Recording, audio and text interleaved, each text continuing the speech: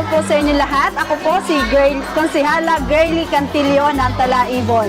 Una po namin naisip sa pagkakaroon ng contest na ito, syempre po excited kami na makasali para rin po matugunan namin ang programa ng ating pamahalaan at makasali sa program na ito, contest na ito. Cluster po ito ay Talaibon, Tulay at Calamyas. Ang mga materials po namin gagamitin dito ay bilao, sombrero, habi, tamales, at ang gumagawa naman po nito ay ang mga magulang, BHW at ang ibang mga pwedeng tumulong pa sa barangay. Bali, tig to 20 po yan kada barangay. 20 po sa Tulay, 20 sa Talaibon at 20 po sa Calamyas. Kaso po nabawasan po sila kasi po yung anak ko po, nabalian po siya kaya hindi na siya nakasali at dalawa po sa Tulay.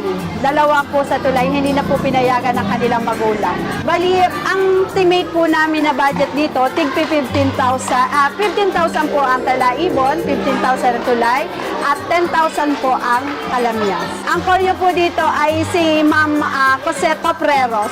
Nagpa-practice po sila every school days at pagka minsan po ay Saturday and Sunday, meron din po sila. Ang message ko po sa mga dancers, good luck. Sana po ay mairaos natin ng maayos ang contest na ito at nawa po wala nang magkakasakit at magdire-diretso na mairaos ang maayos sa oras ng contest.